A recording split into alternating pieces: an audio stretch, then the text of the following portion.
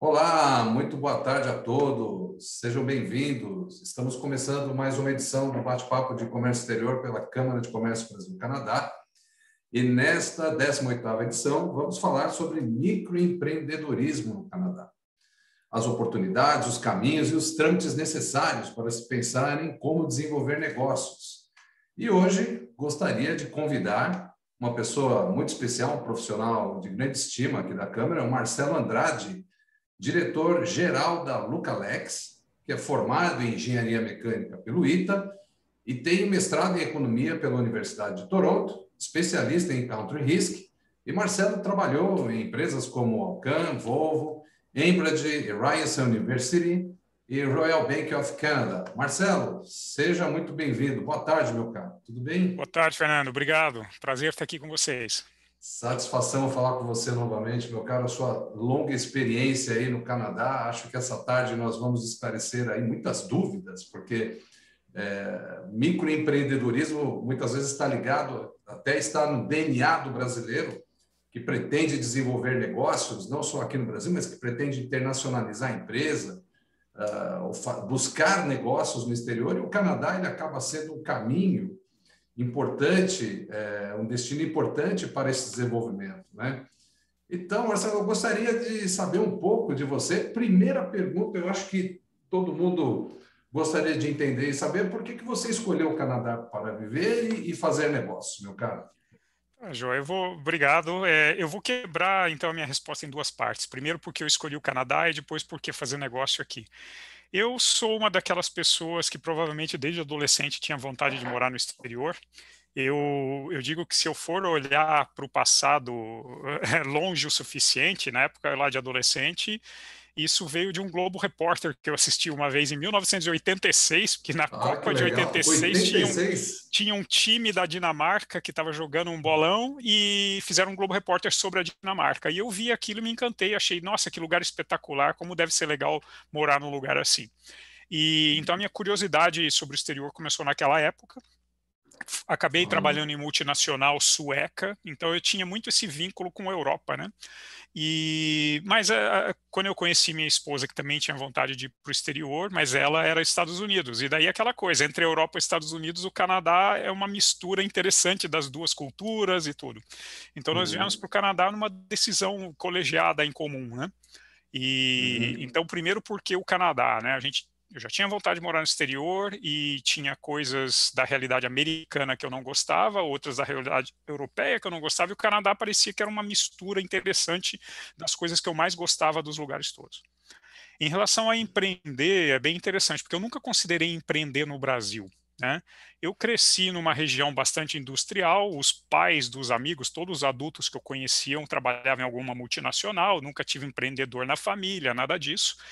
legal. E o pouco que eu conhecia de empreendedorismo no Brasil, na época, me assustava, inclusive, um pouco, porque tinha aquela coisa que o pessoal, né, ação trabalhista, fiscalização corrupta, regra que muda toda hora, poxa, dificuldade de financiamento, Burocracia, principalmente, né, burocracia Marcelo? que mata. Então, eu diria já de antemão aqui, que eu imagino que tenha muita gente que é dono de empresas do grupo que está ouvindo a gente, eu admiro vocês profundamente, porque não é fácil, tem que ser meio heróico para empreender nesse ecossistema brasileiro que não é fácil. Então, eu nunca nem considerei essa opção, eu segui o caminho de multinacionais. E vim para cá Uhum. estudar, fiz o meu mestrado aqui, fui trabalhar em banco financiando empresas daqui, mas aí eu comecei a ter essa colisão, esse contato com os empreendedores, com os donos de empresa.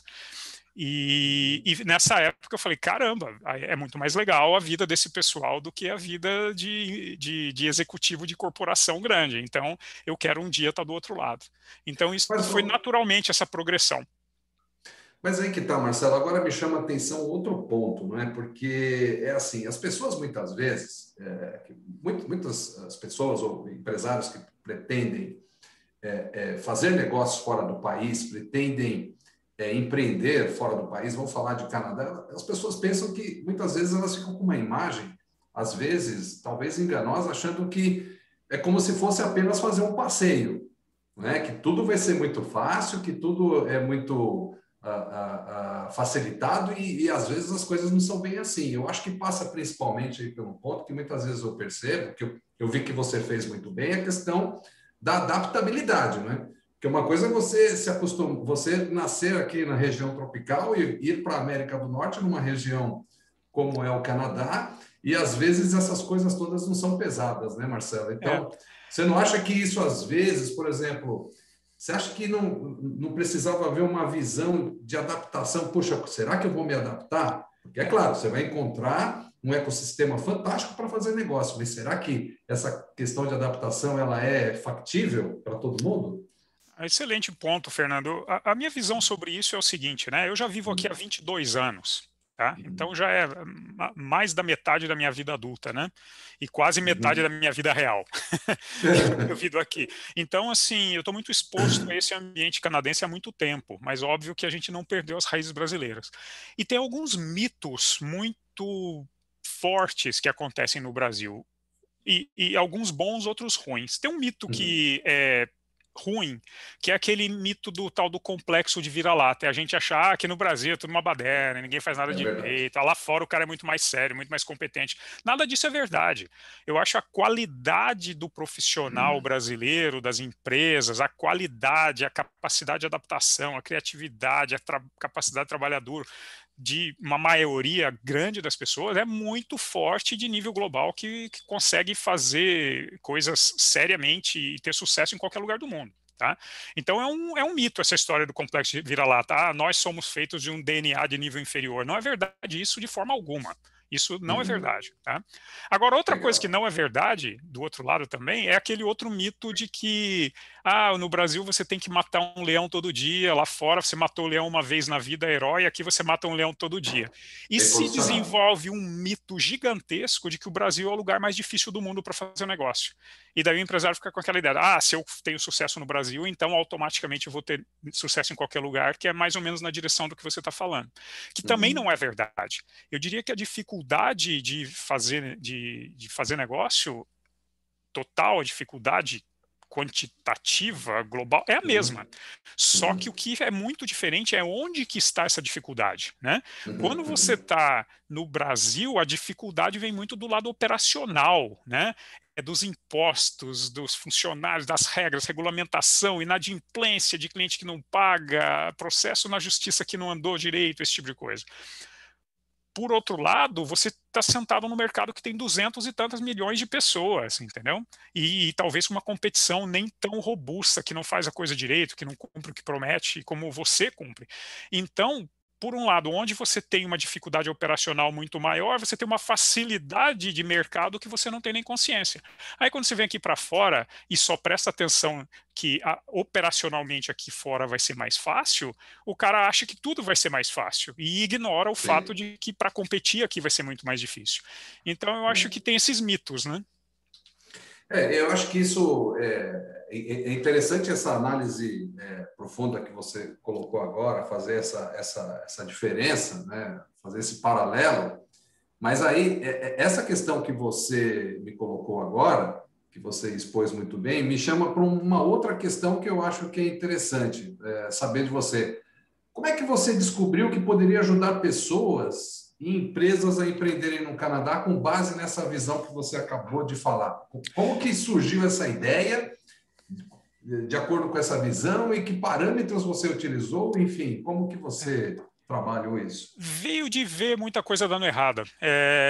Eu passei 10 anos em bancos, 12 anos em bancos, na verdade, mas 10 anos na função de commercial banker, que é financiando empresas. E o segundo bloco de 10 anos, ou seja, por 5 anos, eu fiz isso no HSBC, que é um banco muito Hum, internacional. Aí o que acontece? No HSBC, por natureza, a gente estava sempre procurando clientes mais internacionais. E aí a gente começou a ver, eu como sendo estrangeiro, eu era o único estrangeiro no meu time de commercial banking aqui, todos os outros tinham nascido no Canadá. E eu comecei a ver que tem essas nuances comerciais. Então você via caso atrás de caso atrás de caso, onde uma empresa tinha chegado com tudo para dar certo e não estava dando certo. Uma empresa daqui tinha saído com tudo para dar certo e não dava certo.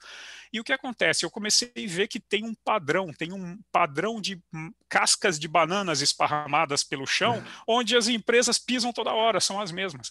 E não são as coisas que normalmente se suspeitam.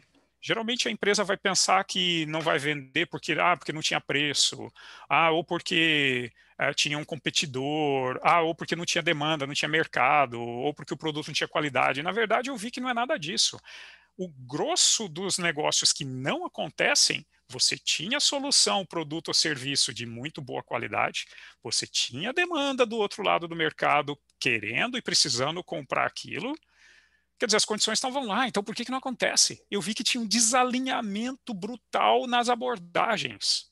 Continua existindo, na verdade, né, Marcelo? Se a gente Sim, começar sim. esse trem, essa via de bananas, de cascas de banana que você acabou de falar, ela é bem característica e continua, né? E A isso gente fica tem no ponto observado. cego, isso fica no ponto cego dos empresários, porque o empresário, quando sai da sua realidade onde ele teve sucesso, ele chega numa realidade nova e o sucesso às vezes é um problema, porque o sucesso confirma que umas abordagens dão certo. Só que quando você muda de ambiente, aquela abordagem talvez tenha que ser calibrada e você não O percebe. paradigma Yeah. que o empresário brasileiro tem aqui, que ele tem sucesso aqui, tem vendas, tem negócio, tem desenvolvimento, ele já é amadurecido no seu próprio país. Mas quando ele muda esse sistema, o ambiente, é zerar o odômetro. Então, E a gente está e, acostumado aí no Brasil a ver o contrário, né? Vou dar um exemplo. Quando eu trabalhava numa empresa sueca, né?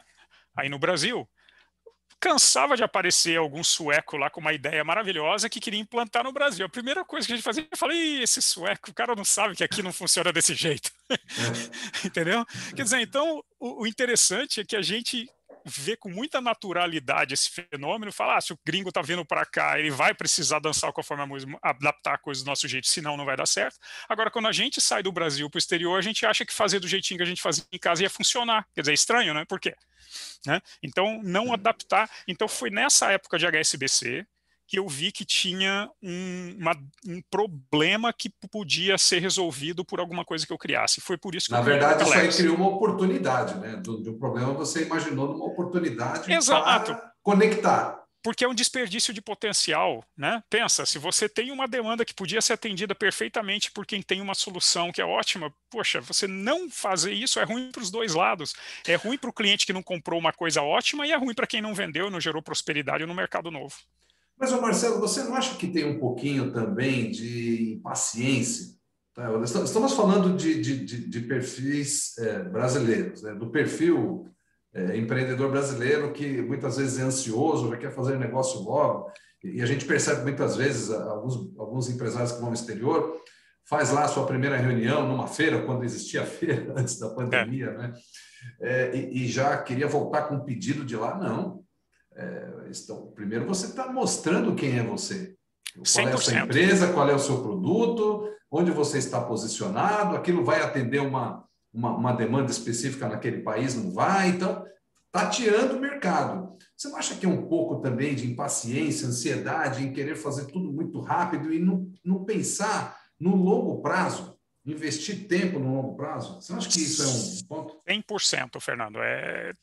Concordo com todas as palavras que você falou agora. E tem um motivo pelo qual isso acontece, né? De novo, não vamos cair na história da síndrome do vira-lata, achar, pô, o empresário brasileiro é preguiçoso, não quer planejar, não tem visão de longo prazo, tem miopia. Não é nada disso. Se a gente olhar o que é o ambiente brasileiro ao longo da história, eu lembro quando eu cheguei para fazer meu mestrado aqui em 1999, a primeira aula de teoria monetária, o professor colocou lá no PowerPoint dele o gráfico de inflação e crescimento do PIB do Canadá nos últimos 50 anos. Eu quase que morri de rir, quase caí da minha cadeira, porque parecia aquela linha da UTI quando o paciente está morto, quase, que era tudo linha reta, tudo flutuaçãozinha mínima. E no Brasil parecia aquela coisa, né, de para cima e para baixo, com uma amplitude enorme. Montanha-russa. Então, o que acontece? Quando as coisas mudam muito rápido, como é o caso no Brasil, câmbio muda muito rápido, inflação muda muito rápido, crescimento de PIB muda muito rápido, oportunidade de mercado aparece e desaparece com uma canetada. Muito rápido. O que acontece? Para você ser um bom empresário, você tem que estar adequado com esse timing. Ou seja, se você ficar planejando um negócio que vai dar fruto daqui a 3 anos, você morre antes. Então, você obrigatoriamente tem que gerar resultado nos próximos 6 meses. Então, isso não é uma qualidade, inclusive, no empresário brasileiro. Essa visão de curto prazo significa que é um empresário que se adaptou muito bem às condições onde ele vive. Vamos dizer que é um Agora, pouco mais agressivo comercialmente do que outros aí, outros mercados, outros países. o resultado gerado tem que ser rápido, porque se não gerar resultado agora, você não sobrevive para entregar aquele resultado a longo prazo. Agora, é igual animais, né? Você não vai conseguir fazer camelo andar na Antártida ou pinguim andar no deserto. Quer dizer, é a mesma coisa. Se você opera num ambiente de curto prazo, dando resultado de curto prazo, quando você cai num ambiente como o canadense, um europeu, que a inflação é 2,5% ao ano faz 70 anos, que a taxa de juros é sempre estável, tudo o que acontece? Esse pessoal planeja. Exato. Esse pessoal toma a decisão devagar, eles planejam e mais do que planejar, eles executam de acordo com o que foi planejado, certo? Então, é por isso que você tem esse desencaixe cultural violento entre o empresário brasileiro e a realidade que ele encontra aqui no Canadá.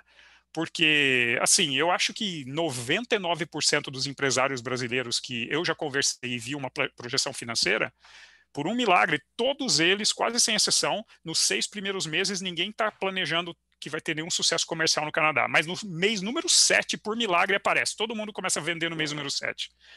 E eu nunca vi isso se materializar na realidade. Entendeu? Quer dizer, mas eu acho que a origem é essa. A origem é uma questão, é darwinismo, né? É uma evolução. O ambiente brasileiro gera empreendedor com essa visão de sobrevivência de curto prazo.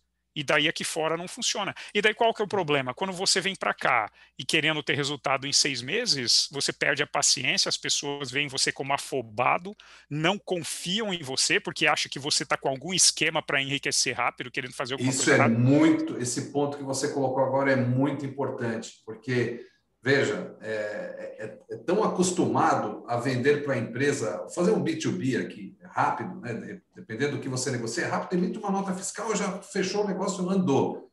E não é bem assim. Aqui você tem o motor 1 no Brasil funcionando, as suas operações andando bem, e lá é motor 2. Lá é um outro negócio que você vai ter que começar do zero e desenvolver o mercado do zero. Né? E esse pensamento de por onde eu vou começar? É a mesma coisa que voltar a se lembrar quando ele começou a empresa aqui no Brasil. Quando era só uma empresa pequenininha. Como que ele começou? Ele começou a criar resultado logo no início? Não. Demorou muito tempo e a dinâmica é parecida, né? E tem uma dinâmica de tomada de decisão também que muita gente não sabe, não entende, não passa, porque no Brasil, se você tem contato com o chefe, o diretor, ou quem quer que seja que é o tomador de decisão, e aquele teu contato, ele ou ela tomar a decisão, bater o martelo que quer te contratar como o provedor do serviço ou do produto, acabou. O resto agora é operacionalizar. Ele vai botar o pessoal operacional na conversa só para fazer acontecer, mas a decisão está tomada. Então, no Brasil, você impressiona uma pessoa, vendeu, bateu o martelo, acabou. Né? Ah, se você fez pole, o cara fez pole também, beleza, daí, daí vai embora. Agora, rapaz, no Canadá, a decisão tem 15 tomadores de decisão. Porque o Canadá tende a ser muito colegiado. Como é uma sociedade muito menos piramidal do que a do Brasil, é muito mais achatada, a tomada de decisão é em grupo. Se eu vou contratar um provedor novo, eu vou comprar um produto novo, serviço, eu quero saber como que chega, que tipo de embalagem que vem, porque o meu cara que está fazendo a logística, desde o desembarque, ele precisa caber no pallet, sabe? Então, nossa, é tanta gente que tem que estar envolvida, então um dos motivos pelo qual demora você fazer negócio aqui é que você tem que convencer um monte de gente internamente. Então é aquela ilusão de que eu já conheci o diretorzão, ele vai tomar a decisão e vai fechar negócio comigo. Isso não acontece. Aliás, nem sempre é o caminho adequado, porque acha que está tratando lá com o top manager, vai ter o caminho aberto, e não é bem assim. De repente, o Exato. pessoal de base ali na horizontal, o pessoal da horizontal ali, que trabalha, como você disse, no colegiado, é que tem sim poder de decisão e avaliar o que é melhor naquele momento. É uma sociedade muito menos hierárquica, Fernando, né? Assim, Isso é bom aqui, saber. Bom, aqui, assim, é muito menos hierárquica, quer dizer, a coisa funciona muito mais como se fosse um quebra-cabeça, onde as peças têm forma diferente, mas estão todas no mesmo plano e elas se encaixam formando todo, do Uhum. que uma pirâmide, onde quem está em cima é mais importante do que quem está embaixo. Essa diferença de Muito bom. formação de sociedade, ela se reflete na forma de fazer negócio, brutalmente, Não. e de uma forma É. que cai totalmente no ponto cego do empresário brasileiro, que ele não enxerga o que está acontecendo. Falando, né, nas cabeças das pessoas, dos habitantes do Canadá, né, falando desses perfis que você acabou de colocar aí, até puxando para uma pergunta que eu acho pertinente, como que é a dinâmica de mercado canadense em termos de consumidores, vamos dizer? Você pode exemplificar aí o comportamento? Existe um comportamento diferenciado entre nativos e estrangeiros? Você diz nativos, gente que nasceu aqui, estrangeiro Isso, que mora aqui. exato. Talvez tenha um pouco, mas eu diria que essa diferença desaparece muito rápido. Ah, é? Interessante. Porque o que acontece é o seguinte: o Canadá tem um sistema imigratório. Pensa, né, no mapa do Canadá, né? O quanto o país é isolado. Você tem o Oceano Atlântico, Oceano Pacífico, Polo Norte e Estados Unidos embaixo. Quer dizer, é um país que, por natureza, é quase impossível você chegar aqui de forma ilegal. Você não É consegue verdade. atravessar um rio, ou pedalar uma bicicleta, ou pegar um trem, como você faz na Europa, como faz nos Estados Unidos. Então, o imigrante, o cara que vem de fora para o Canadá ilegalmente, é raro. Então, quem que vem para o Canadá? É quem passou pelo filtro da imigração canadense. E todo o filtro da imigração canadense é desenhado para trazer para cá gente que vai se encaixar na sociedade canadense. Então, eles costumam privilegiar muito o nível educacional, é por isso que o Canadá tem um nível educacional extremamente alto, é o maior dos países do G7, né? 65% da população canadense tem curso superior, isso é mais do que Japão, Israel, Finlândia, Coreia, todo mundo. Quer dizer, e não é só porque os canadenses estudam mais, é porque quem vem para o Canadá vem com uma bagagem de estudo grande também. Porque é um país de imigrantes. A cidade de Toronto, metade da população nasceu fora do Canadá. Agora, a maioria do pessoal que chega aqui chegou com uma boa formação do país de origem. Então, essa questão de tomada de decisão, de consumo, claro, você tem as preferências, mas é interessante que tem um mosaico, por exemplo, restaurante. Eu moro aqui há 22 anos e, assim, tirando o poutine uma sobremesazinha que chama Nanaimo Bar, eu não sei te dizer o que é comida canadense. Porque eu vi um Uhum. show de um comediante um dia aqui que falou a coisa mais brilhante. O comediante falou exatamente o seguinte: ele falou, Toronto é a única cidade do mundo onde você consegue entrar num pub irlandês, comer uma pizza de sushi feita por um cara do Sri Lanka. Isso aí, Entendeu? exatamente. Quer dizer, então o país é todo misturado, então eu não vejo uma diferença grande na prática de negócio. Ah, se eu E, estiver na falando com o verdade, a dono de gente empresa. imagina que cada imigrante, na verdade, cada comunidade de imigrantes, cada um tem a sua própria cultura, né? E acho que cada um traz um pouquinho do seu país de origem Sim, e ajuda a formar essa grande sociedade, né? Porque nós estamos falando aí em torno de 37, 36 ou 37 milhões de habitantes que o Canadá tem hoje. Claro que é muito menor do que o Brasil, mas um poder aquisitivo bem importante e a maioria da população reside próximo à fronteira com os Estados Unidos, aqui na parte sul, né? isso. Principalmente aí nós temos Toronto como uma grande cidade, região de Quebec também, províncias de Ontário, que é o equivalente aqui ao estado de São Paulo, por exemplo, né? Uhum. Temos Quebec, temos também a costa oeste, como você falou, mas a densidade mesmo demográfica está concentrada aqui na fronteira, né? Então, até sobre a tua pergunta de consumidor canadense, isso é uma consideração super importante, porque o consumidor Uhum. canadense, quem é? Depende, porque é uma população de 37 milhões espalhado por um país que é maior do que o Brasil. Quer dizer, o 9 volume milhões e poucos de quilômetro quadrado, o Brasil é tem 8 enorme, milhões e 500. densidade demográfica baixíssima, ou seja, você não tem grandes mercados locais, você tem uma série de mercados locais que são totalmente diferentes um do outro, custos de logística alto, porque é tudo tão longe.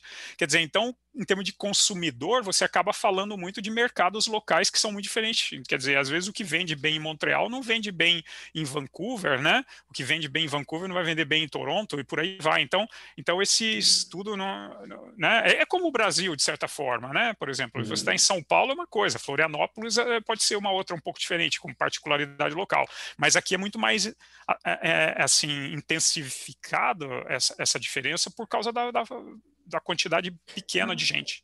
E adiciona-se a isso, Marcelo, acho que, eu não sei se você deve concordar comigo, porque, por exemplo, quem vai empreender no Canadá não deve pensar, falando em comércio exterior, né? Não vai fazer negócio só com o seu próprio país de origem, o Brasil.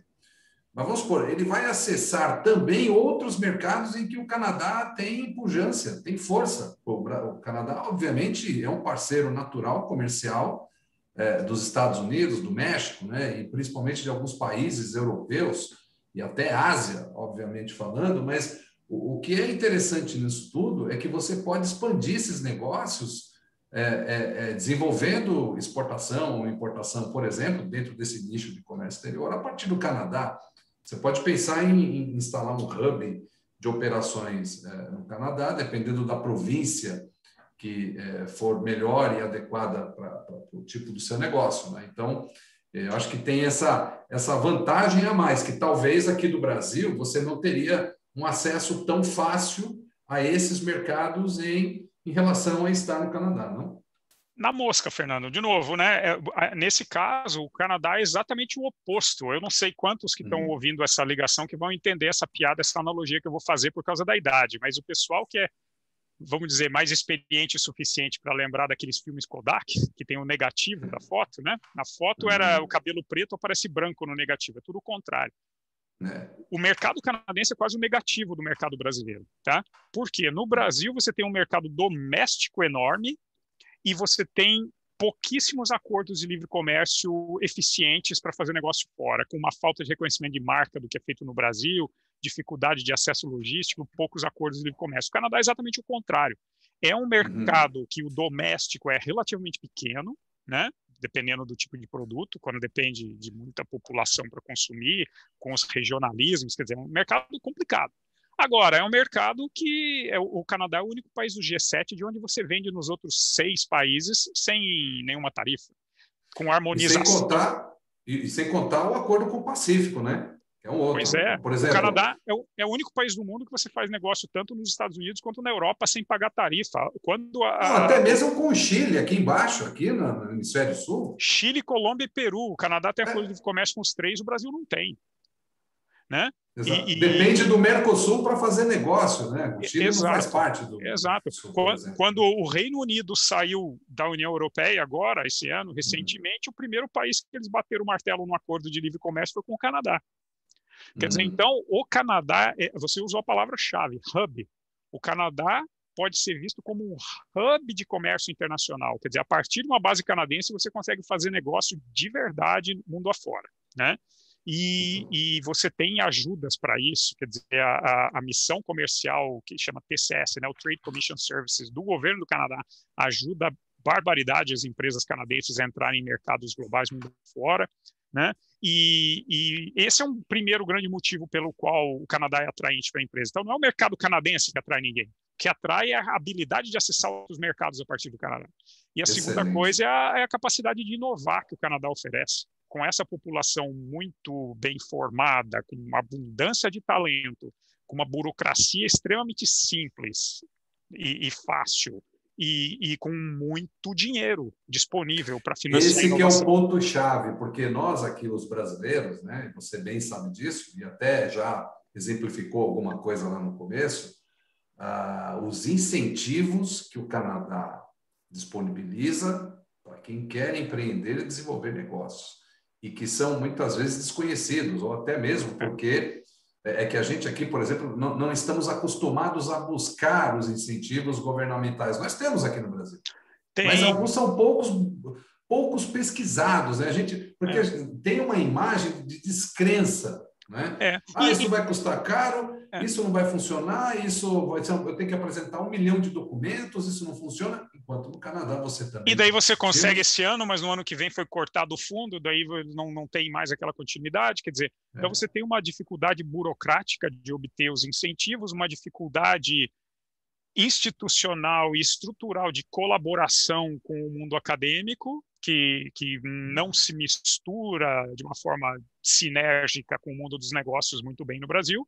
E aqui você tem essa harmonia do conhecimento, do dinheiro e do governo que colocam o esforço conjunto para gerar mais prosperidade, gerar mais conhecimento, gerar mais prosperidade. Então, para qualquer firma que é inovadora, o Canadá é um paraíso, porque você vem para cá e tem um monte de incentivo que você consegue implementar de forma fácil, com gente muito boa, e daí, uma vez isso estando pronto, você consegue comercializar mundo afora em portas abertas pelos acordos comerciais, né? Por isso e que a aí BlackBerry foi inventada aqui, né?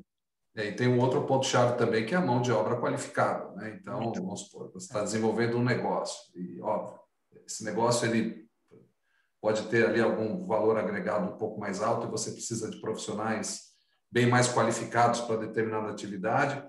É claro que a gente sabe, por exemplo, que o Canadá acaba buscando a imigração de profissionais de TI, por exemplo, que é um exemplo, que é o setor de tecnologia, né, que até hoje continua esse trabalho.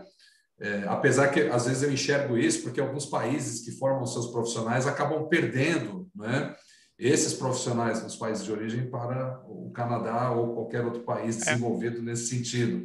exato. E por justamente essa falta de incentivos aqui, eu até traço um paralelo com as Olimpíadas, né? Não essa Olimpíada exatamente, porque aqui nós temos atletas que ficaram um ano, não, treinaram muito pouco, então você percebe muito bem que o desempenho deles até que não foram lá exatamente como eles mesmos esperavam que fosse, né? Mas se você pegar um atleta de um país que já se investe naquele atleta por longo tempo, full time é dedicado em treinamento, em se autodesenvolver naquela modalidade que ele atua, com certeza ele vai ser um ganhador de medalhas, prata, ouro, né? Enquanto os países que não têm um incentivo muito bem adequado, você vê que aquele indivíduo chegou pelo seu próprio esforço, né? Total, o próprio esforço. Eu estava vendo a história hoje, né, daquela ginasta brasileira que ganhou a medalha de prata, né, aquela menina de Guarulhos que ela começou a treinar porque a tia dela era faxineira no ginásio e um irmão mais velho que levava ela de bicicleta para treinar e ganhava carona de um motorista de ônibus, porque que mandava eles passarem por baixo da roleta porque eles não tinham dinheiro para pagar passagem. Quer dizer, é assim que a menina chega para ganhar a medalha de prata. E Quer você dizer, traça um paralelo com isso com o empreendedor brasileiro, porque ele assim, não tem como em se apoiar em ninguém, é ele por ele é, mesmo e acorda todo dia, corre atrás e faz acontecer, né, Marcelo? Por isso que eu digo, é Então, admirável, né? É uma coisa que eu é, realmente admiro é, quem empreende aí e tenta gerar riqueza através de valor agregado, porque não é fácil, né? não é. Marcelo, até continuando aqui, chegou uma Uhum. pergunta agora aqui do Ronaldo, que Vamos lá. participa com a gente, que, aliás, se alinha até uma das perguntas que nós temos aqui. Quais seriam os segmentos que o mercado do Canadá estaria com maior carência no momento, ou até, diria, os segmentos que estão em alta, né? Você poderia elencar alguns segmentos que você imagina, você tenha como informação? Sim, sim. Tem alguns setores, né? Veja bem, essa questão, principalmente da inovação, como eu estou dizendo, é uma questão estratégica para o governo do Canadá. Então, normalmente, o pessoal traça esses planos assim, de onde é que a gente vai colocar os programas de incentivo, onde que nós vamos Uhum. formar gente especializada e tal. Então, tem uma série de setores. Por exemplo, tem todo o setor agora de baterias e veículos elétricos, que está recebendo muito investimento, atraindo muita gente. A Ford, que infelizmente é onde o meu pai se aposentou quando trabalhava no Brasil, a fábrica foi fechada e eles anunciaram a saída do Brasil. Mais ou menos na mesma época, eles anunciaram um investimento de US$ 1 bilhão numa fábrica de veículo elétrico aqui, perto de Toronto, né? Então, essa parte toda de veículo elétrico, baterias, a parte de tecnologia da informação, TI, comunicações, cybersecurity, o Canadá é líder, né? Porque é daqui que foi inventada a BlackBerry, que até hoje todo mundo sabe que é Sim, uma das smartphone. tecnologias mais seguras do mundo. Setor de manufatura avançada, né, com nanotecnologia, com impressão 3D, uma tendência natural, né, também do Canadá, assim como o Brasil, é setor de recursos naturais, né, óleo, gás, mineração, sempre foi muito forte. Parte muito forte no Canadá também, a parte de entretenimento e mídia. Quer dizer, assim, só aquele filme, o Suicide Squad, que eu não sei qual que é o nome em português, aqui, aquele filme que é meio que da franquia do Batman, ali, com os vilões que foram lutar contra os Sim. bandidos. Então, só o Suicide Squad gerou 8 mil empregos em Toronto, entre firmas de efeitos especiais, pós-produção e tudo isso, né? Aqui no Brasil é Esquadrão Suicida. Esquadrão Suicida, exatamente. Esse filme foi feito todo aqui, gerou 8 mil empregos, né? Quando foi feito. Então é Aliás, impressionante. muitos filmes são gravados no Canadá, principalmente em Toronto, e ninguém sabe, né? Pensa que Sim. você coloca o escritório em Nova York, mas na verdade está gravando em Toronto. Exatamente. Qualquer filme americano que fala que é numa universidade, que é em Harvard, Cambridge, não sei na onde, na Inglaterra, tudo foi gravado, na verdade, tudo aqui nas universidades canadenses, né? Na McGill, na UFT. Mas então essa área de mídia, de filmes, de efeitos especiais, realidade aumentada, realidade virtual, muito forte. A área de agronegócio também, principalmente, porque eu falo, né? Eu brinco que o Canadá, a gente não fala em mãe natureza, né? É madrasta natureza, né? Porque um país onde 1/3 dos imigrantes recentes morreram no primeiro inverno, que é o que aconteceu quando os franceses chegaram aqui no século XV, no século XVI, faz você respeitar, né? Muito a natureza. Então, o canadense, desde o início, descobriu que você tem, para poder conviver com essa natureza, você precisa de muita tecnologia. Então, a tecnologia do agronegócio é muito forte. Sem falar em inteligência artificial, analytics, internet das coisas, que é um tripé super forte no Canadá. 2 dos papas da inteligência artificial do mundo são aqui. O AI do Google é em Toronto, o AI do Facebook é em Montreal, né? Você tem Netflix, Uber, todo mundo aqui fazendo AI. E daí você tem a área de clean tech, de tecnologias limpas, né? Também muito forte aqui. E a área também, toda da área de saúde, né? De medtech, né? Então, Que, assim, aliás, realmente, muita até área forte. complementando, Marcelo, nós estamos aqui, já iniciamos alguns estudos com a comissão aqui de Comex, sobre mercado de pet também, e mercado de cosméticos, né? Nós temos alguns estudos já, foram aplicados, estamos desenvolvendo algumas atividades desses 2 segmentos para desenvolver mercado a partir do Brasil para o Canadá e vice-versa, né? Então, eu acho que no atendimento geral à população tem muita coisa interessante para ser explorado que a gente ainda não apertou o botão start para começar a falar, né? E resgatando aquela conversa de 5 minutinhos atrás, que quando você está falando de mercado, eu estou falando assim, setores que têm um foco estratégico do governo do Canadá para desenvolver e melhorar ainda mais esses setores, mas não quer dizer que isso é para vender no Canadá, não quer dizer que isso aqui é para você desenvolver essas tecnologias e vender mundo afora. Então, uma empresa de clean tech, de life sciences, de AI. Aliás, um fato que eu não sei se muita gente sabe, mas a primeira empresa do mundo que descobriu que estava tendo uma epidemia nascendo lá em Wuhan, na China, foi uma empresa de inteligência artificial aqui de Toronto, chamada Blue Dot. Pode dar o Google aí, Blue Olha Dot isso. Toronto. Foi uma empresa que detectou, porque eles têm Big Data, colhendo informações de todos os tipos, e os algoritmos deles apontaram, tem alguma coisa estranha acontecendo nas UTIs de Antes de Wuhan. estourar toda aquela situação em Wuhan. 2 semanas antes, os caras aqui, a empresinha de inteligência artificial de Toronto detectou. Entendeu? Quer Interessante, um dizer, então você unicórnio, vê. né? Exato. Então é uma empresa de Toronto, mas que está olhando para o mundo. Então é isso. O Toronto, eu estou falando Toronto por causa desse caso específico, mas mesma coisa as empresas de Calgary, de Vancouver, de Montreal, de Waterloo, de onde for. Quer dizer, o Canadá tem muito essa questão de olhar para fora, de olhar para o mundo como potencial cliente. Eu estava vendo uma reportagem outro dia de uma empresa de health tech de Vancouver. A empresa tem 40 funcionários só, mas vende em 15 países. Tenta pensar numa empresa brasileira de 40 funcionários que vende em 15 países. Né? É difícil a gente imaginar. Né? A empresa Não, que vende em 15 países é porque tem 1.000 funcionários. Né? surreal, surreal. Né? Mas falando desses segmentos, dessas possibilidades todas, há espaço para pequenos investidores e microempreendedores? E depois, nessa sequência, eu quero colocar a pergunta da Kaline. Muito obrigado, viu, Kaline, pela pergunta que você fez aqui. Se é muito burocrático abrir uma empresa de prestação de serviços e quais os procedimentos. Tá. Então, acho que essas 2 perguntas casaram exatamente nesse momento. Então, acho que é interessante a gente saber, porque muitas vezes a gente só associa o seguinte: empresas de médio e grande porte que vão investir no Canadá, que vão abrir negócios lá, etc., que vão exportar, etc. Mas agora queremos saber do microempreendedor. Tá. Né? Tá bom. E por coincidência, nós estamos falando dos programas de incentivo muito e agora veio pergunta sobre abertura de empresa. Eu queria aproveitar a oportunidade também e falar para o pessoal que quem quiser, nós temos um canal no YouTube que a gente faz vídeos específicos sobre temas específicos. Nós temos um vídeo sobre o programa de incentivo, um vídeo sobre abertura de empresa. Se você for lá, Luca Alex no YouTube, Marcelo Andrade, sei lá o nome que você digita lá, você consegue achar esses vídeos. Mas vamos falar desse caso aqui então. A abertura da empresa é extremamente simples, né? Assim, é uma coisa que até assusta.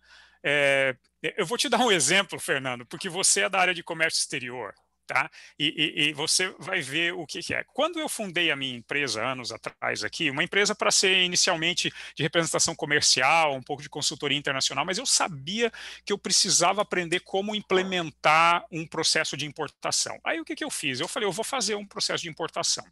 Falei com um monte de amigo e um monte de canadense que sabia da cultura brasileira e falei, quem quer comprar kit de caipirinha? Aí peguei um monte de encomenda de kit de caipirinha, tá? Tabuinha, copinho, tal, e falei, peguei primeiro as encomendas para saber quanto que ia, né? E liguei lá para a fábrica da Tramontina, que é em Belém do Pará, a fábrica deles que faz os kits, falei, eu quero comprar kit de caipirinha direto de vocês, eu quero importar para o Canadá. O cara, perfeito, o cara me passou o preço, tá, condição, não sei o quê, por ser uma quantidade pequena, ia embarcar aéreo mesmo, em pallet, não era muito, eu comprei 140 kits de caipirinha. E daí, a hora que eu terminei tudo, botei a encomenda, o cara me falou, embarca daqui a 10 dias, me bateu um pânico no coração que eu lembrei que eu não tinha licença de importação na minha empresa. Ah, que aqui é exigência. Aqui também, é o tal do radar. Sabe o que aconteceu, Fernando? Foi uma sexta-feira, 4h20 da tarde, tá? O que eu fiz? Entrei no website da Receita Federal, lá que faz essa parte de licença de importação, achei o número de telefone e liguei lá. Primeira coisa, atendeu alguém ao vivo, tocou 3 vezes o telefone e alguém atendeu. Aí eu expliquei a situação e eu em pânico, porque, pô, em 10 dias ia chegar aqui o produto. Sei lá, quanto tempo demora um radar, Fernando?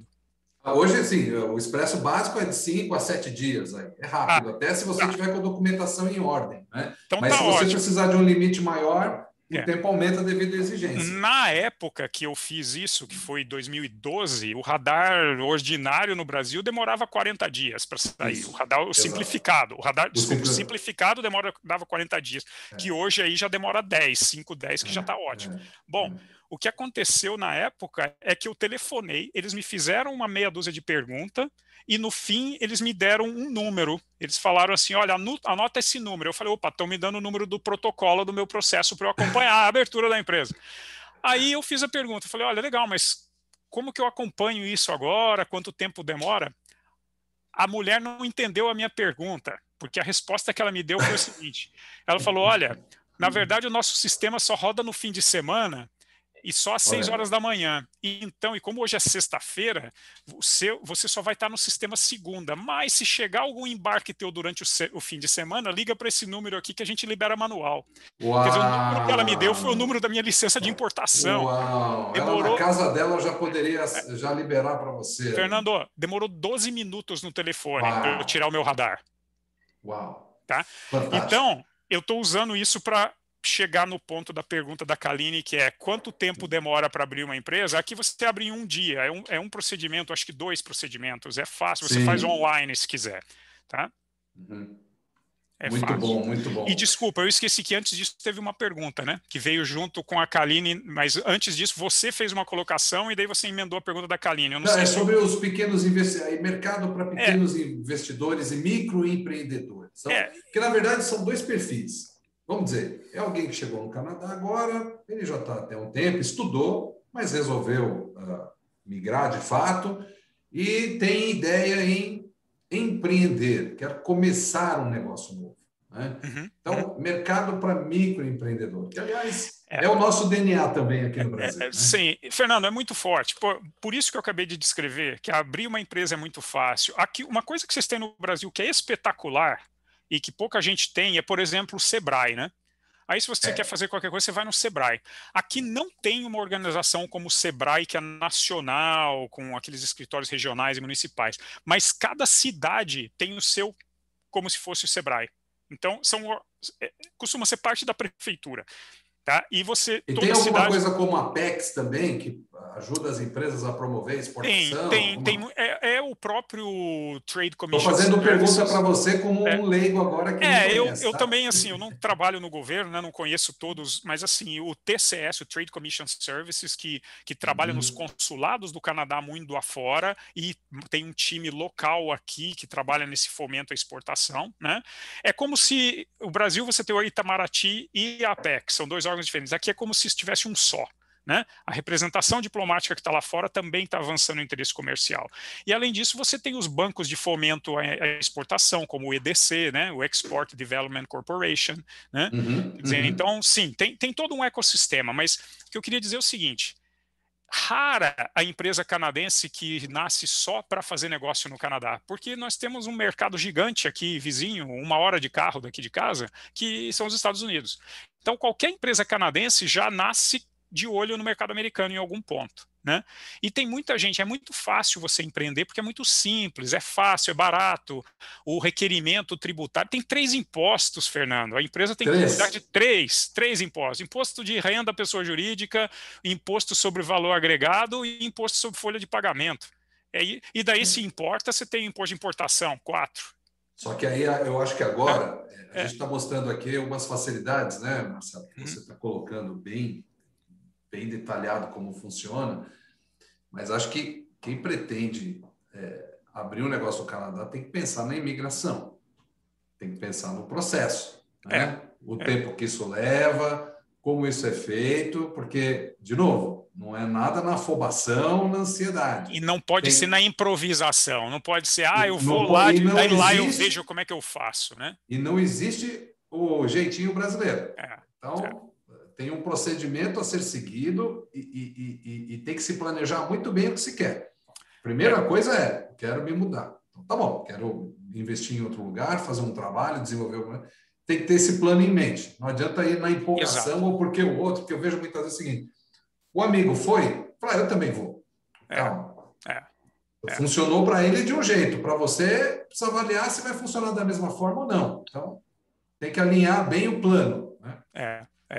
Exatamente. Eu acho que aquilo que a gente estava falando de planejamento, né, no começo da conversa, que a gente falou por que o empresário acha que em 6 meses é que vai gerar resultado, né? Que eu estava brincando que no Brasil o empresário é fruto do meio, né? É o meio dele que exige que ele gere resultado rápido, mas isso gera do lado contrário, gera uma falta de importância no planejamento. Que daí, como não planejar não adianta nada e você morre se não der resultado rápido, então ninguém planeja também, porque para quê? Aí, quando você quer vir para cá, todo mundo quer saber qual é a tua visão. E isso, aliás, Fernando, vai ser importante até para você ter umas conversas iniciais.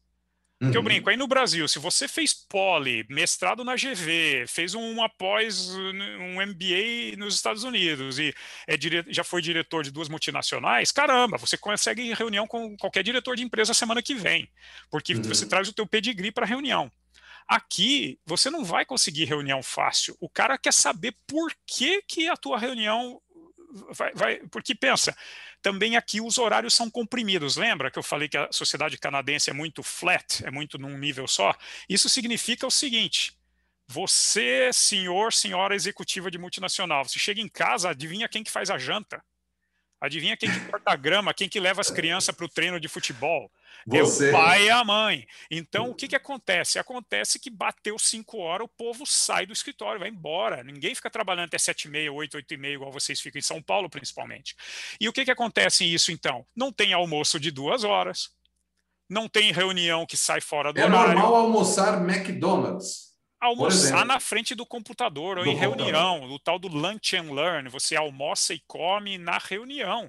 Você chama a reunião e bota um sanduíche lá para todo mundo, aquele que vem embalado em papel celofane, e vão embora. Então é muito normal, o tempo é muito importante. Então, quando um canadense vai alocar um bloquinho de 30 minutos para conversar com você, para ver qual que é a tua ideia, meu conselho é: tenha estruturado muito bem o que você vai falar nessa reunião. E tem uma outra coisa também, né? É um pouco diferente da nossa cultura brasileira, que quando chegamos numa sala de reunião, primeira coisa, oi, tudo bem? Como é que você está? O seu time venceu esse final de semana? Não, o meu perdeu. Não existe esse tipo de conversa, a não ser que você tenha muita amizade, intimidade com o interlocutor, com a pessoa com que você está conversando. É muito straight off the point, né? E eu diria que inverte um pouco, né? Porque no Brasil você quebra o gelo, demora um pouco aquela quebrada de gelo, você fala de um monte de coisa, e daí eventualmente você entra no assunto, né? Aqui você entra no assunto, e daí se a reunião for bem, como que você sabe que a reunião com o canadense foi bem? Tem 3 jeitos de saber que a conversa com o canadense foi muito bem. A coisa número 1 é, no final da reunião, vocês quebram o gelo e falam, se sobrou tempo, você fala um pouco ali sobre coisa pessoal. Ah, e aí, legal, você tem filho, tem, não sei o quê, tal, tal, tal, tal. Então, assim, já começa a falar, mas raramente é muito no começo. No começo você dá uma mínima quebrada de gelo e toca o barco já falando do assunto. Segunda forma de saber que a reunião com o canadense foi bem, a próxima reunião está marcada. Tá? Isso é um detalhe importante. Terceira coisa, você sai com o dever de casa de hoje para trazer pronto para a reunião próxima. E o outro lado também.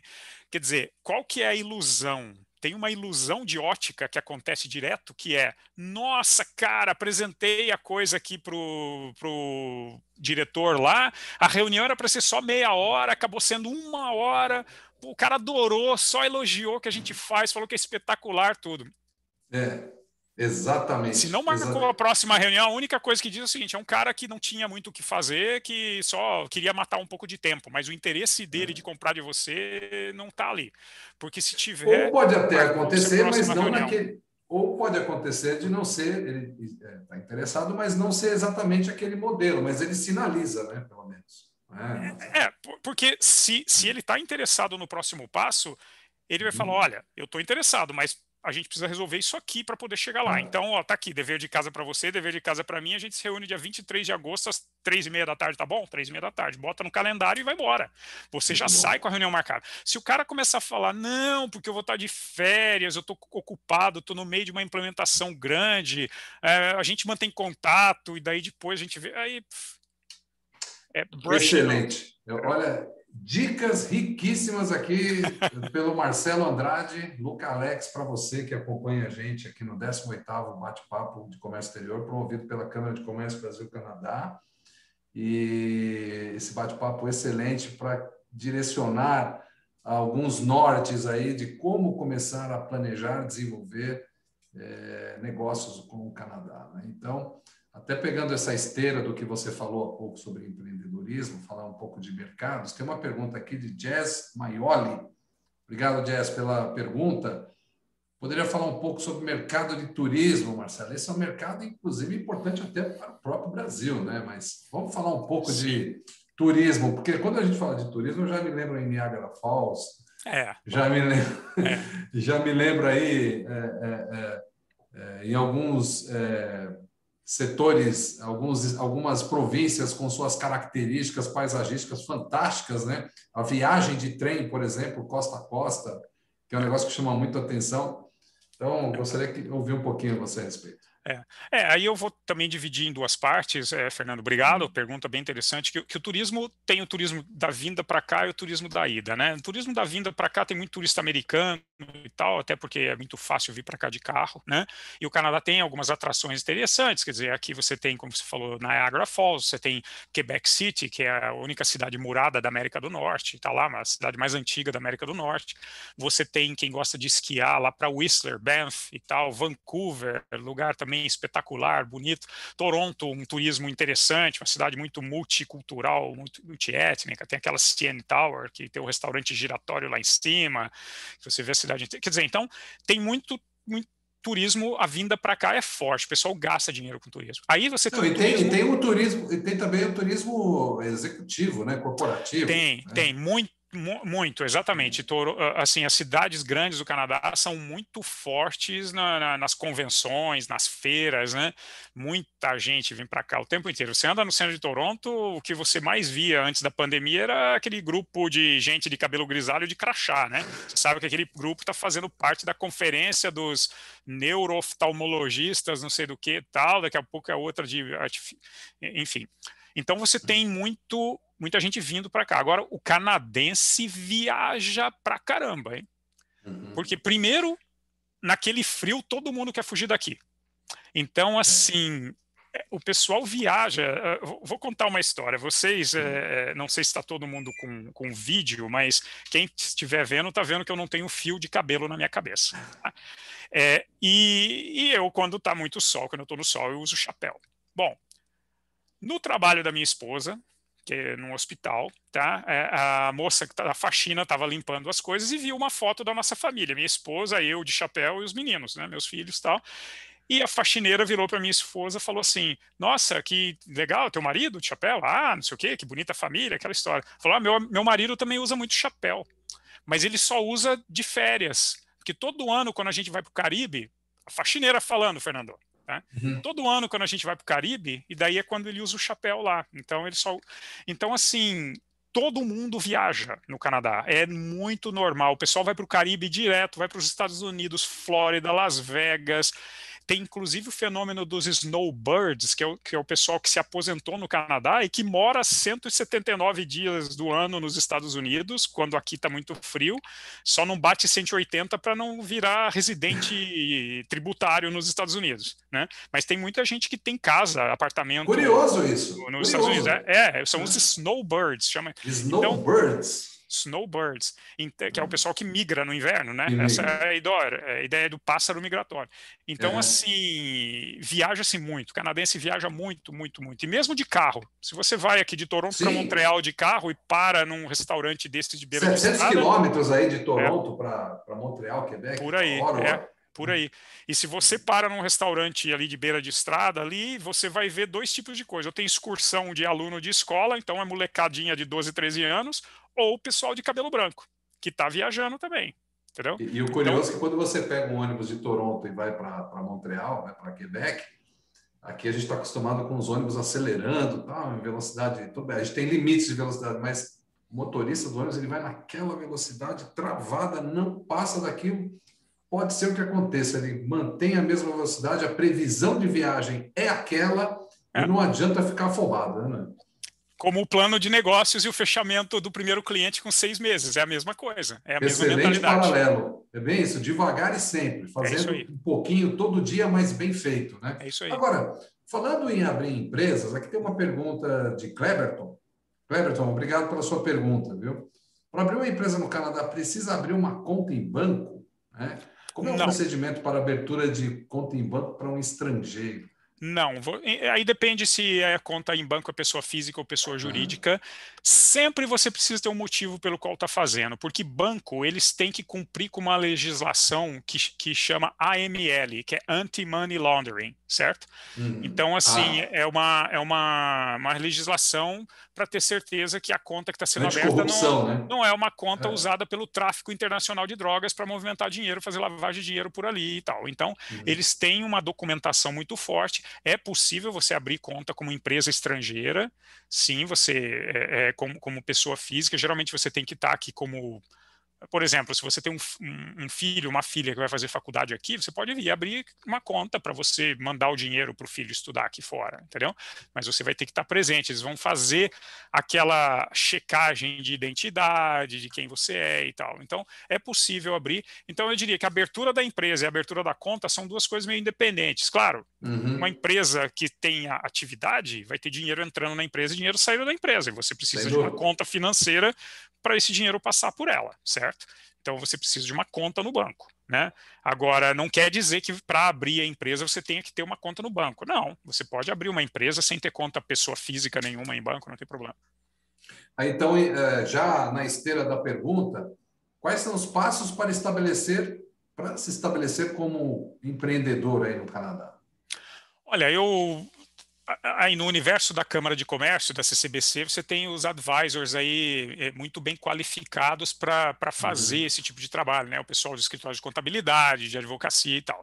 Então eu não vou entrar na mecânica da abertura da empresa, mas eu diria, é muito Uhum. simples, tá? Agora, o principal é o seguinte: qual é o motivo de abrir essa empresa? Porque abrir a empresa é fácil, é barato e é rápido, né?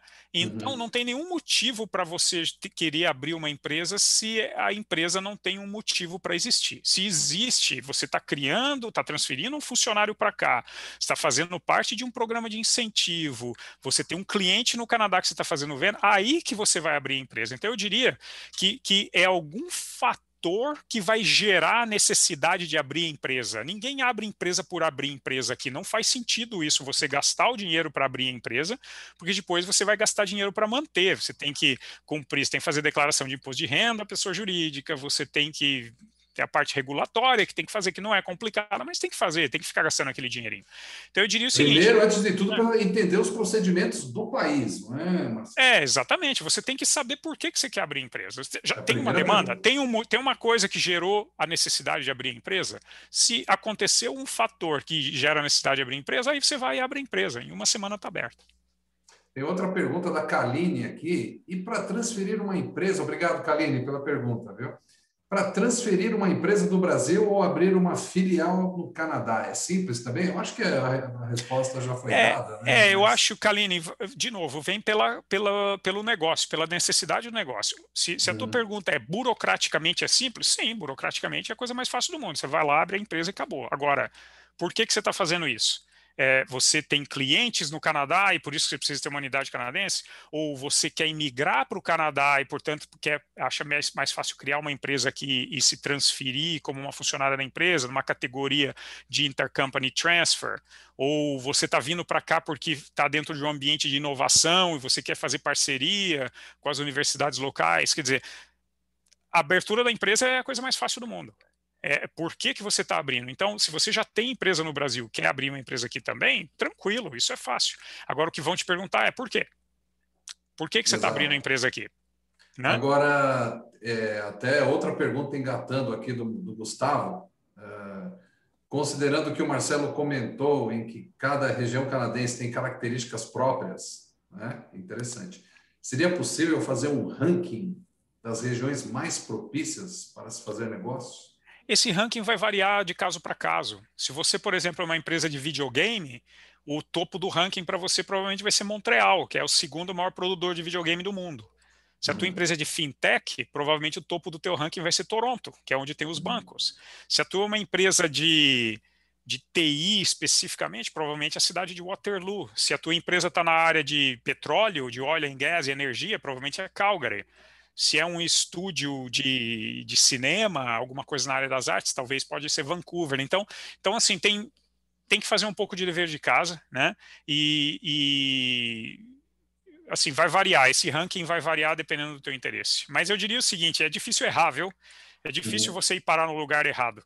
E tem lugares menores que nós não estamos falando, que são excelentes também, com custo de vida menor, mas também, essa é uma diferença que eu aprendi. Eu cresci numa cidade pequena aí no interior, no Brasil, tá?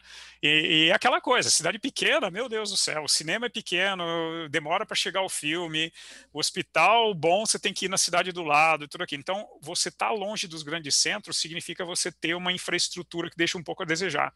Isso não é o caso no Canadá. Então, lembra, tem uma homogeneidade muito grande aí dos países. Você não precisa estar numa cidade grande necessariamente para poder fazer negócio. Dependendo, inclusive, do tipo da empresa que pode ser feito trabalho remoto, né?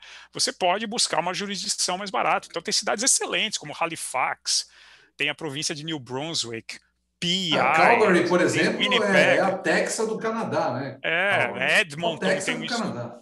Edmonton tem um instituto de inteligência artificial. Quer dizer, então, assim, é, é, o ranking, eu diria o seguinte, é todo mundo número um, viu? É meio bobo falar, mas é verdade, é difícil errar, é difícil você falar, nossa, fiz uma bobagem, caí aqui nesse lugar péssimo. Não vai acontecer de você cair num lugar péssimo.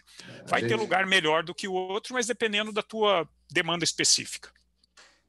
novamente aquilo, né? São perguntas que, num primeiro momento, parecem ser simples de responder, mas não são. Eu acho que cada caso, como você bem colocou, precisa ser muito bem estudado, planejado e consolidar informações. Com base em informações, então, que você toma a decisão. É Né? isso. Tem que E fazer não, o não dever de são... casa, tem que ler, tem que digerir, tem que pensar sobre o que você está fazendo. Entendeu? Exatamente. Aliás, falando nisso, Marcelo, você pode exemplificar alguns cases aí, experiências que você teve com seus clientes, empresas que tiveram sucesso, Sim, tem que tiveram êxito, né? Sim, tem um muito recente. Sempre é bom a gente poder falar de pessoas que tiveram êxito, sucesso e que certamente serve de exemplo de persistência, né? E resultado. E como esses caminhos eles foram traçados, né? Não, tem vários exemplos. Eu vou tentar pegar um pouco assim de áreas diferentes. Então, assim, tem desde, por exemplo, uma empresa que foi cliente nossa há muitos anos atrás, foi uma rede de academias de jiu-jitsu, tá? Uma marca aí famosa do Brasil. E quando eles resolveram abrir uma unidade no Canadá, eles não sabiam direito para onde ir. E a gente se envolveu nisso, teve um processo. Bom, no fim da história, está aberta a unidade canadense, o instrutor mudou para cá, a escola cresceu e tal, e está lá, estão lá tocando, está feliz. O instrutor teve um filho aqui, que nasceu aqui e tal, e pronto, entendeu? Então, assim, já tem um caso, eles já estão aqui já faz uns 3 anos, 4. Tem uma outra empresa, um caso bem recente agora, que é uma empresa da área do agronegócio, que usa inteligência artificial para analisar imagens colhidas através de drone e com isso dar recomendações para a agricultura de precisão, que eles abriram a empresa agora o mês passado numa província longe, eles abriram em New Brunswick. Por quê? Porque eles conseguiram um programa de incentivo da província de New Brunswick para financiar uma prova de conceito com umas fazendas locais de lá, né? Então, esse também está aberto. Tem uma outra empresa que está sendo aberta agora, que é uma empresa de desenvolvimento de produto de software. Esses são uma empresa maior, eles têm 400 funcionários mais ou menos no Brasil e já tem um escritório em Chicago, mas há 5 anos que eles estão nos Estados Unidos e a coisa não anda, com uma dificuldade de transferir funcionário e tal. E eles começaram a ter uma ameaça de perda de pessoa-chave da empresa, porque o pessoal estava chegando para eles falando, o pessoal de TI falando, olha, vou aqui só te avisar, porque eu acho que daqui a 6 meses eu estou mudando para o Canadá. E eles falaram, peraí, vamos abrir um escritório no Canadá, então. E eles começaram a notar, porque agora estão na fase de desenvolvimento de produto, que aqui é um lugar ótimo. E então já tem uma pessoa a caminho do Canadá. Tem uma outra empresa na área de efeitos especiais que já faz muito trabalho internacional, por exemplo, para filme de ação, né, de realidade aumentada, realidade virtual, coisa assim, e eles já fizeram muitos projetos até que lá na ponta é Hollywood. Nessa indústria eles subcontratam muito, né? Então o estúdio de Hollywood contrata um grande estúdio de efeitos especiais e daí são depois produtoras, na verdade, é isso? e daí fala, para fazer o pelo do cachorro, vamos pegar essa empresa, para fazer a animação de água, essa outra, não sei o que e tal. Então esses caras já estão acostumados, uma empresa de São Paulo que já está acostumada a fazer isso. E eles estão vindo para cá, porque eles estão vendo que o mercado está puxando. Todo mundo quer tomar um café com eles. Quer dizer, eles falam, legal, vamos fazer esse trabalho, mas então vamos tomar um café. Que dia que você pode vir aqui? O cara, pô, eu tô em São Paulo. Cara... Então eles estão vendo que para crescer mesmo, eles precisam estar aqui. Você chamou atenção no ponto importante, descoberta de nicho. Né? Que nicho eu posso trabalhar? Né? O que eu faço? A minha especialidade, né? Como microempreendedor ou como empresário. Eu consigo trabalhar um nicho específico? Qual nicho eu vou me encaixar? E quais os passos eu devo seguir para desenvolver esse processo, né? Total, Fernando, porque isso, aliás, isso aí, que ótimo que você levantou, porque isso é um dos pontos mais importantes dessa conversa toda. O Brasil é um país que privilegia o generalista. Por quê? Porque você precisa de gente que saiba um pouco de monte de coisa para poder navegar as coisas e fazer acontecer. Eu brinco que a ocupação no Brasil que tem mais profissionais envolvidos é o CPP, é o Chief Pineapple Peeler. É o descascador de abacaxi-chefe da empresa. É isso que você precisa no Brasil o tempo inteiro. E quem que é o descascador de abacaxi? É o cara que tem articulação.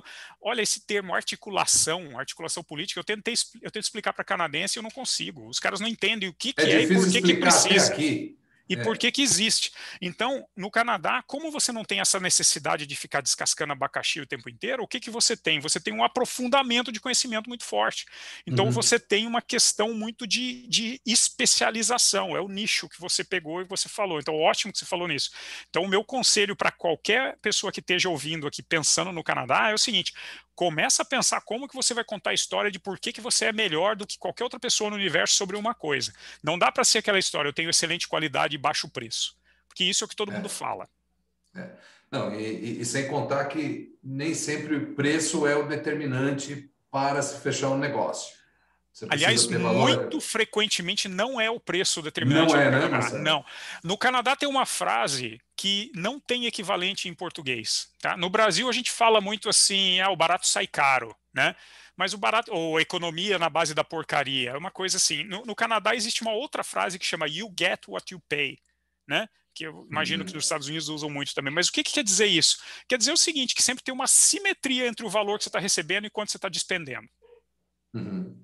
Então, assim, o preço, ninguém vai chegar para você, eu compro de você, mas tinha que ser 20% mais barato. Porque ele sabe que se para ser 20% mais barato, vai ser 20% pior. Então, o foco do canadense sempre é se atende à demanda dele. Se atende à demanda dele e tiver outro no mercado que também atende à demanda dele e é mais barato, ele vai comprar outro. Mas ele não vai comprar do outro só porque é mais barato. Ele não vai abrir mão de funcionalidade importante só porque o competidor é mais barato. Ou seja, a sensibilidade a preço no Canadá é muito menor. Entendeu? E até essa percepção de consumo de valor, que para nós é um valor agregado um pouco mais alto, mas que para o canadense não. Ali é um produto médio que ele vai pagar o quanto ele vale de fato. Né? Você tem uns 20% ali de qualidade que o brasileiro e o canadense tratam de forma muito diferente, né? No Brasil é o seguinte, vamos dizer, uma coisa 100% boa, mas se ela for metade do preço, eu compro uma que me entregue só 80% da qualidade. Já tá bom, vai. Esses 20% deixa para lá, tá? O importante é que eu economizei mais um montão. Então tem uma tolerância muito grande na sociedade brasileira, de certa forma, de pegar coisas de uma qualidade quase tão boa. Não é boa mesmo, seria isso, mas essa aqui é quase tão boa. Então é a garrafa d'água que vaza um pouquinho, mas ela foi mais baratinha. É não sei o que não fecha direito, mas também foi mais baratinho, entendeu? A sensibilidade de preço é tão grande que se abre mão de partes importantes da qualidade. O canadense não, ele fala que o importante é o 100, é o 100. E ele só vai comprar o que for o 100. Mas o 100 eu não consigo vender pela metade. Tudo bem, ele paga, então, sabe? Então é por isso que é o get what you pay. Eles têm uma consciência pela qualidade, é muito importante. Ele não abre mão da qualidade. E vai pagar o preço mais baixo que ele conseguir por aquela qualidade. Claro, todo mundo pechincha, todo mundo negocia. Agora, você não abre mão da qualidade para conseguir comprar uma coisa mais barata. Por Eu me exemplo, lembro bem. desculpa, Fernando, o caso típico é a embalagem. Né? Você que lida com logística e muito, a maior frustração de empresa brasileira é tentar vender coisa no Canadá, porque o produto que está dentro é espetacular, mas se a embalagem não for no padrão que o canadense quer, o canadense não compra. O cara fala, compro, mas eu quero outra embalagem. O cara, mas que cara fresco, o produto é espetacular, a embalagem, tira da embalagem, vende. O cara não compra se a embalagem não for lá em cima. Desculpa, Fernando. Não, exatamente isso. E até você me fez lembrar um case. Em 2008, eu fui para o Canadá, morei um tempo aí, em Toronto, e andando na Yonge Street, já lá perto do bairro North York, né? Eu me lembro bem que eu vi uma loja e que tinha ali um mini stand das Havaianas, chinelos em 2008. Sim. Eu estava pedalando, inclusive, né? Estava me deslocando, falei, não acredito, Havaianas aqui em 2008.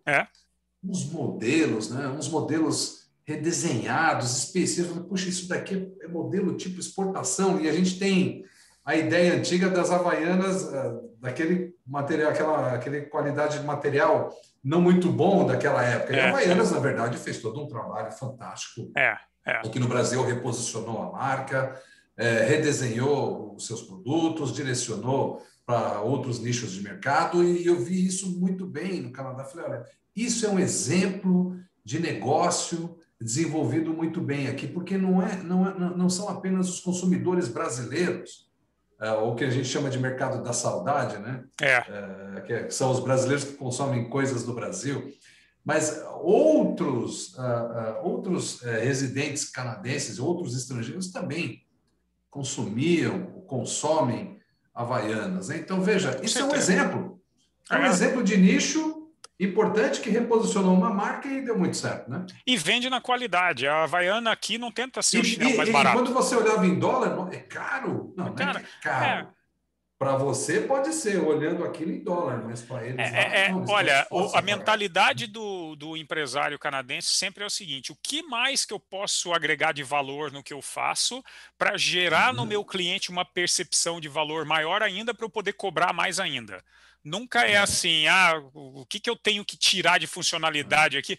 Eu lembro a história, quando eu ainda morava no Brasil, a história que quando saíram os primeiros carros populares, você lembra o carro 1000? Aí, pô, eu lembro quando início da década de 90, Gol então, 1000, eu estava aí, eu entrei na faculdade em 89. Chevette Júnior. Exato. Eu entrei na faculdade em 89, quer dizer, eu lembro desse período. Quer dizer, o que você começou a fazer com aquele carro popular é o seguinte: retrovisor do lado direito é opcional. Tampa do porta-luva é opcional. Pô, bandeja do cárter é opcional. Pô, vamos tirando.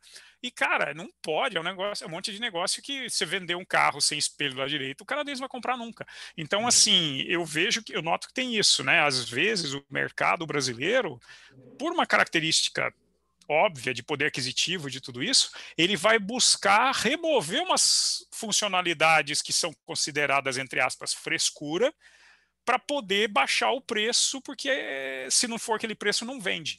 No Canadá, eu vejo o contrário, eu vejo eles aumentando funcionalidade para poder aumentar a percepção de valor e, quem sabe, aumenta até o preço.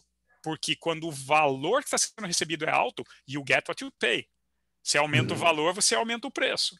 Entendeu? Então, o esforço das empresas todas aqui é o que mais que eu posso agregar de valor nisso que eu estou vendendo para poder cobrar. E se elas estão dispostas a pagar no B2B, pela matéria-prima, pelo produto, matéria-prima para fabricação, para desenvolvimento, etc., obviamente porque ele tem margem para vender. Tem margem, é uma sociedade de alto poder aquisitivo, né, Fernando? Então, quando o poder aquisitivo é alto, se você convence aquele consumidor que o valor é mais alto, ele compra, ele tem um poder aquisitivo, né? Perfeito. Então, é uma dinâmica de jeito de pensar, de empreendedorismo totalmente diferente. Exatamente. Marcelo, que papo fantástico nós estamos tendo hoje aqui, conhecendo um pouco mais a sua experiência, as oportunidades que podem ser desenvolvidas no Canadá, e isso é disponível para todo mundo que quer empreender. Só precisa saber o caminho correto. E chegando ao final aqui do nosso evento, do nosso bate-papo, gostaria de pedir a você uma mensagem para aqueles que gostariam de desenvolver os negócios, né? Que mensagem você deixaria, Marcelo, para que as pessoas pudessem refletir e pensar como poderiam desenvolver um bom plano no desenvolvimento de negócio? Tá. Poxa, vamos tentar fazer jus aí essa missão que você me deu, Fernando. Primeiro, eu estou muito feliz de estar aqui, é um prazer essa conversa. Eu sei como que é estar aí do outro lado e pensando em vir para cá, porque eu já fiz esse caminho um dia e já vi muita gente fazendo depois de mim, muita gente fazendo muito bem feito e tendo um sucesso maravilhoso lá de cá, e muita gente, infelizmente, não fazendo, não entendendo o que precisava ser feito e ricocheteando nesse caminho, no meio do caminho, né? Eu acho assim, a primeira coisa que eu falaria é: tenha orgulho da tua origem. Essa história de que o Brasil é tudo ruim, né? Não é assim, sabe? O Brasil, ele imbui vocês e nós todos com anticorpos empresariais que são muito importantes. A gente consegue operar em ambientes complicados, em ambientes que mudam. Então, tenha um orgulho do que vocês se tornaram no ambiente que vocês se formaram como empresários e empreendedores. É importante você ter essa autoconfiança para poder começar uma jornada internacional. Esse é o primeiro ponto. O segundo ponto, assim, com certeza é um ponto muito tendencioso, eu não consigo ser isento quando eu falo de Canadá, porque na minha opinião honesta, sincera, de quem mora aqui há 22 anos, o Canadá é o melhor país do mundo. Eu tenho uma alegria imensa de ver meus filhos crescidos aqui e uma alegria imensa de estar envelhecendo nesse país. Assim, claro, faz frio, gostaria que não fizesse tanto, Até hoje eu recebi uns vídeos no WhatsApp aí que nevou no sul do Brasil. Eu falei, cara, isso aqui é todo dia para mim entre Serra dezembro e março. Gaúcha. Todo dia entre dezembro e março, essa é a minha vida. Que triste, né? Quer dizer, então, assim, é um país maravilhoso, é um país que precisa de recalibrações, mas assim, para quem é sério, quem gosta de fazer as coisas sérias, quem não quer um ganho rápido e fácil, mas quem está realmente interessado numa qualidade de vida, em gerar prosperidade, sim, porque isso aqui é um país muito capitalista, mas gerar uma prosperidade através de um valor maior que você está criando cada vez mais e se beneficiando desse valor maior que você criou de uma forma, de uma recompensa financeira cada vez maior, aqui é um país perfeito para fazer isso, sabe? Recompensa trabalho bem aqui e você tem que trabalhar bem, tem que fazer o dever de casa. Então, assim, não tem atalho, sabe? Esse que é o problema, não tem atalho. Não tem, vou pegar por aqui, daí chego ali mais fácil. A gente nunca vi. Se alguém descobrir que tem, me avisa. Eu nunca vi. Em 22 anos, não é um país que tem E atalho. desconfie se criarem um atalho. É aquela história. Se tudo, if looks too good, probably is, né? Yeah. Assim, sabe? As coisas assim, nada, não tem milagre. Não tem milagre, Verdade. tem trabalho duro, com seriedade, com uma sociedade que te apoia, com um sistema educacional excelente, um sistema de saúde disponível para todo mundo, cuidando do que é importante bem, e com uma seriedade, um governo sério, independente de qual parte ideológica, desde governo de bem direita que já tivemos, como governo de esquerda, governo de centro. Durante essa pandemia, a gente viu a clareza disso. Nós temos na British Columbia, governada pelo NDP, que é um partido bem de esquerda, como se fosse o PT no Brasil. Ontário, governado por um cara bem de direita, que quando foi eleito chamaram de o Trump canadense. Governo federal governado por um cara de centro-esquerda ali, como se fosse o PSDB, mas você não consegue dizer quem que está falando o quê quando você ouve essas pessoas na televisão, porque todo mundo fala exatamente a mesma coisa, seguindo a ciência. Porque existe uma concordância, que existe uma urgência e isso afeta a todos. É E um não país que importa a ideologia. a lógica prevalece na grande maioria da população, entendeu? Então, é difícil você achar outro espaço para operar. Sei lá, não sei se era isso que você queria, que foi Não, essa mas pergunta, Fernando. É por conhecendo aí um que eu pouco, vejo. não, conhecendo um pouco desse, é importante também conhecer a política canadense, né? O segmento político, tudo isso faz esse motor virar, porque estratégias políticas foram bem implementadas e funcionam até hoje, é o que é por isso. Agora, eu só quero complementar uma coisa. O brasileiro tem que se orgulhar do seu país, né, Marcelo? Como você acabou de falar. Eu defendo e sempre defendi, continuo defendendo e vou defender, continuarei defendendo que o brasileiro ele tem que levar a bandeira do Brasil e vender o Brasil em outros países, né? Nós somos um povo que arregaça as mangas e que faz por onde para conquistar os seus objetivos. E quando a gente está em outro país, a gente tem que buscar falar sempre muito bem do nosso país, né? Com todos os problemas que nós temos, né? As dificuldades, a gente tem que tentar, de alguma maneira, levar a parte boa. Nós temos uma parte boa. Temos, claro, porque temos essa habilidade de lidar com o imprevisto de uma forma muito melhor do que quem nunca conseguiu fazer isso, né? Exato. Marcelo, muitíssimo obrigado por esse evento, por ter contribuído um pouquinho com sua experiência aqui pela Câmara de Comércio Brasil-Canadá, por esse 18ª edição de Bate-Papo, né, participado conosco. E quero agradecer você também, que até agora esteve conosco, né, fez as suas perguntas, não conseguimos responder todas, mas certamente aqui nós vamos deixar todos os nossos contatos. O Marcelo também fica à vontade de colocar os contatos para que as pessoas interessadas em acessar o mercado canadense e pela própria Câmara de Comércio Brasil-Canadá, que nós temos a expertise para o levantamento de informações, para estudos de desenvolvimento de negócios. Então, nós temos alguns canais na Câmara que podem te auxiliar perfeitamente com o nosso longo know-how sobre estudos de mercado e desenvolvimento Brasil-Canadá, né?